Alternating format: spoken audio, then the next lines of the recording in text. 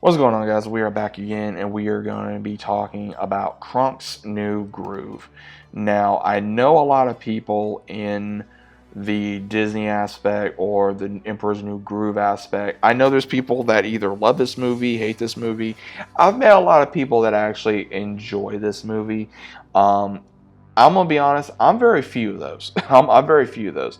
I don't mind Kronk, but I enjoyed more of the Emperor's New Groove with Cusco and Pacha and Yzma and all these ones that we know and love. And the entire story of Kronk is he's living his best life. You know, he's a scout guy. He's a cook at a wonderful place that he wants to cook at, and he's very well loved through the community.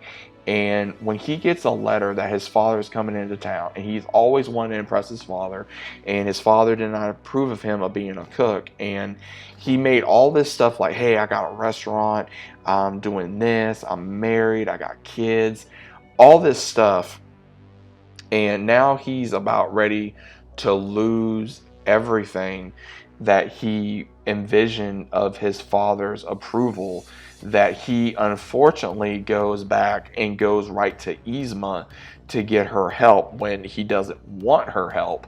And when he does, it messes more things up. And then what happens is he does get his happy ending later on in the film, because he meets another character that takes his interest because of the same thing between the scout regiment, and they do get some challenging eras in this.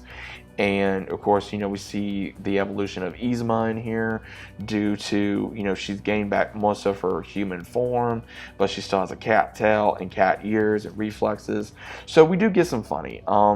We do see where between Pacha's wife and the kids have to act like Krunk's their dad, and that's his wife, and again his dad later figures it out, and everything kind of comes closer together due to finding out of who Kronk wants to be with, and pretty much owning the restaurant at this right at the very end of the film. And still, I believe, if I remember correctly, because again, it's been a minute since I've seen the movie, I think they combine all the scouts together for him and Kronk's new love interest to run it together. And again, it's a fun movie. I will say that. It's a very fun movie. It's a lot of comedy.